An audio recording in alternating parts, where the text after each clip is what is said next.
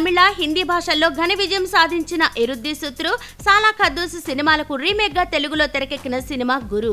Original version ను తెరకెక్కించిన సుధా కొంగర దర్శకత్వంలోనే తెలుగులోనూ వెంకటేష్ హీరోగా తెరకెక్కించారు. తమిళ, హిందీ భాషల్లో నటించిన చాలా మంది నటులు తెలుగులోనూ అదే పాత్రల్లో కనిపించారు. చాలా రోజుల తర్వాత వెంకటేష్ చేసిన ఈ సీరియస్ రోల్ అభిమానులను ఎంతవరకు ఆకట్టుకుంది? కథ: ఆదిత్యరావు వెంకటేష్ దేశం కోసం మెడల్ సాధించాలన్న కసి ఉన్న boxer.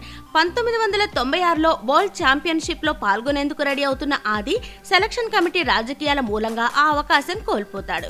Chief selective Dev Khatri Zakir Hussain కావాలనే ఆదిని గేమ్ కు దూరం చేస్తాడు. దీంతో చాలా కాలం పాటు బాక్సింగ్ రింగ్ కు దూరంగా ఉండిపోయిన ఆదిని కొంతకాలం తర్వాత ఉమెన్స్ బాక్సింగ్ కోచ్ గా నియమిస్తారు.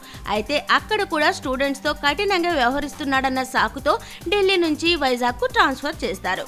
వైజాగ్ చేరుకున్న ఆది మార్కెట్లో కూరగాయలు అమ్మే రామేశ్వరి అలియాస్ రాముడు రితికా సింగ్ గొడవ పడటం చూసి ఆమెను బాక్సర్ గా తయారు చేయాలనుకుంటాడు.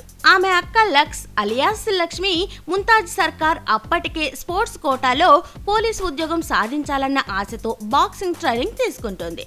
ఈ ఇద్దరిని తనతో పాటు తీసుకెళ్లిన ఆది రాముడిపై స్పెషల్ ఇంట్రెస్ట్ చూపించడం లక్స్ కి నచ్చదు. ఎలాగైనా రాముడిని తిప్పి పంపేయాలన్న ఆలోచనతో కీలక మ్యాచ్ కు ముందు రాముని చేతికి దెబ్బ తగిలేలా చేస్తుంది. రాముడు కావాలని ఇలా చేసిందన్న కోపంతో ఆది ఆమెను పంపేస్తాడు. తిరిగి ఇంటికి వచ్చిన రాముడు ఎలాంటి సమస్యలు ఎదుర్కొంది, బాక్సింగ్ ట్రైనింగ్ ఎలా కొనసాగించింది, ఆది అనుకున్నట్టుగా రాముడు ఉమెన్స్ వరల్డ్ ఛాంపియన్షిప్ సాధించిందా లేదా అన్నదే మిగతా కథ.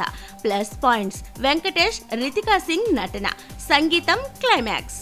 మైనస్ పాయింట్స్: సెకండ్ హాఫ్ లో కొన్ని సీన్స్. గురు ఆలోచింపచేసే ఎమోషనల్ స్పోర్ట్స్ డ్రామా.